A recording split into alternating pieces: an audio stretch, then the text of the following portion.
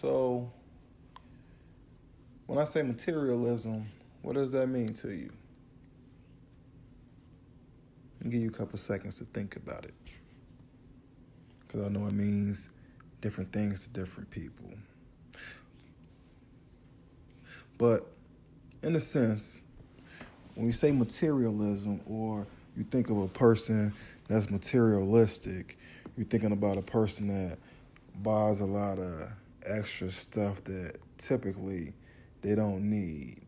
And if you were to look up the term materialism in the dictionary, say something like material possessions or physical comfort over spiritual or core values. So typically they buying stuff out of character or who they are as a person, male or female, whatever the case may be. So jewelry, houses, cars is something that you usually think about when you think about materialistic, but it can be anything.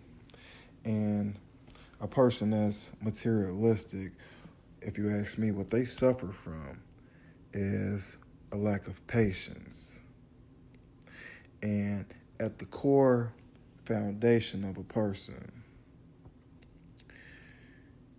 at least to be an entrepreneur, but I'm going to go one step further, even as an individual, you got to have patience with anything that you're doing in life, especially operating a business, because we all know it takes time.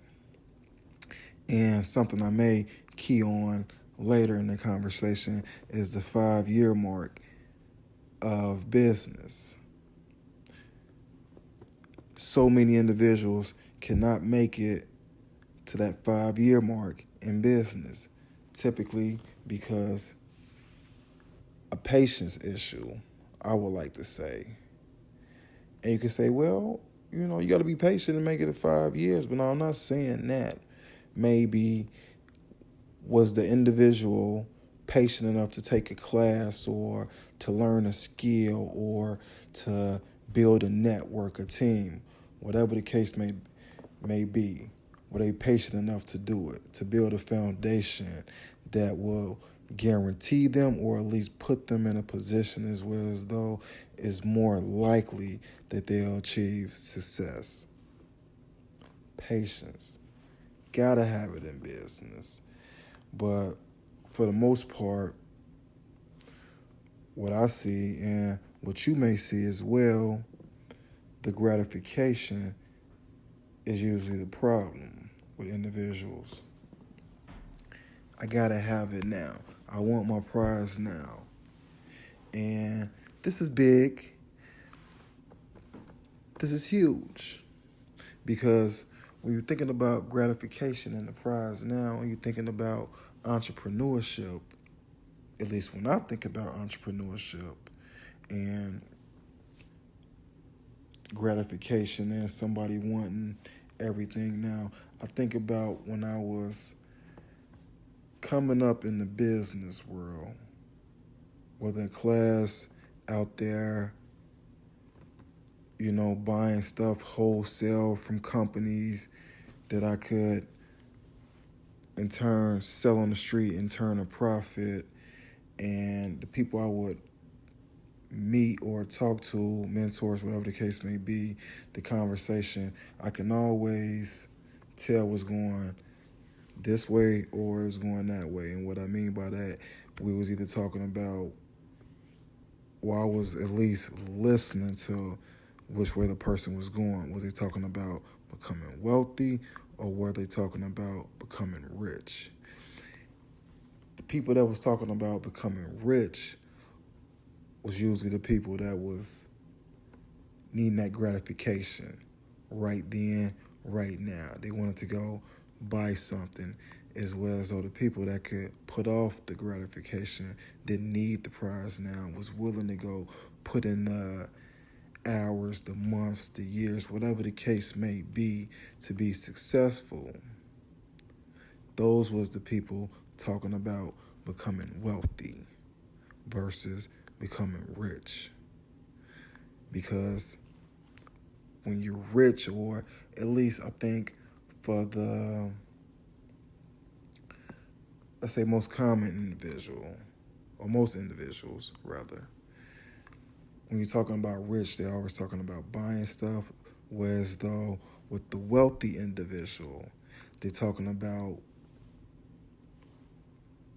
being considerate, with their money, or not considerate, excuse me, conservative. They're looking to conserve everything.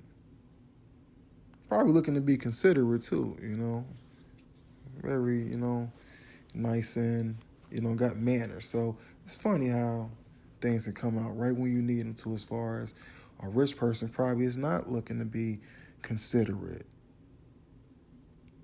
with what they're doing, let's say, because you have to consider. So yeah, I'm happy that came out when it came out. And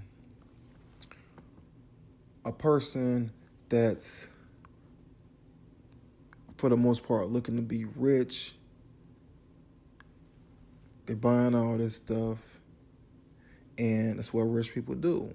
So the person that's not rich yet, who's materialistic, is trying to present that rich image. They buying all this stuff to present that rich image.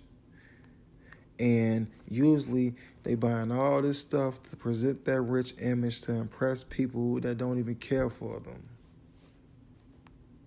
Wow. So they're buying stuff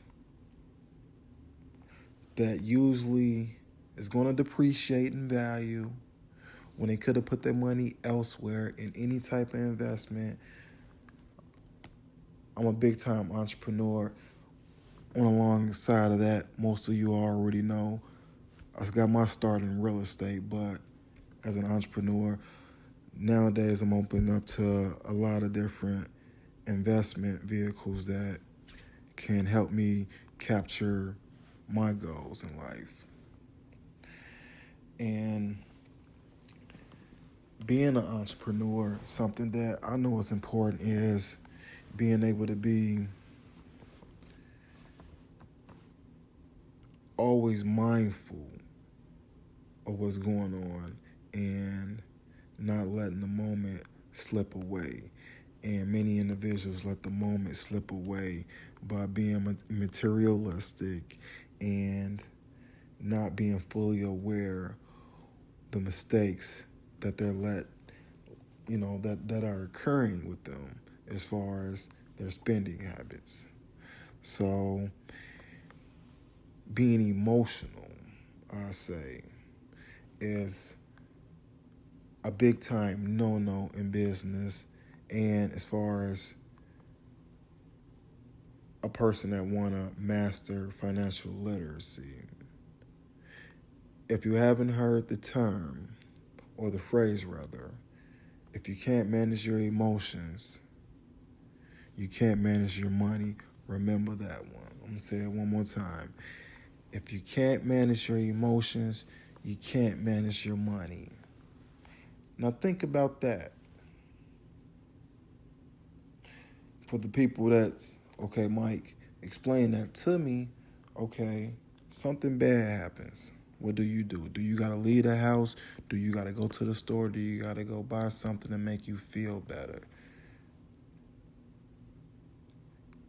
Do you got to, let's say, something you did, maybe something wrong that you think, you want to apologize to a person that you don't think is going to work. So, hey, maybe I, go spend some money.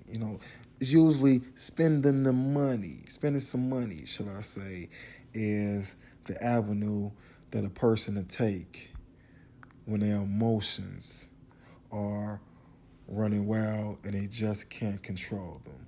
So, again, if you can't manage your emotions, you can't manage your money. If you can't manage your money, you can't manage your business. I said in the beginning, I probably would come back to the 5-year success rate that is so hard for individuals to capture as business owners and entrepreneurs. Financial resources is the biggest variable. Ask any business owner, anybody in business. What usually takes someone out of business. It's the money. So materialism runs so deep that if that's a problem of yours and you're a business owner, your business could be in jeopardy. You can't manage yourself, you're not going to be able to manage the business. So let's take an example. In the cartoon, I believe it's the Jetsons. There used to be, back when I was growing up, when somebody would try to be, let's say, moving too fast in what they was buying or the level that they was trying to attain, somebody would say, hey, you're trying to keep up with the Jetsons. Meaning, you're trying to keep up with something, or you're trying to spend money at a pace that's too fast for you, out of your league, whatever you want to call it.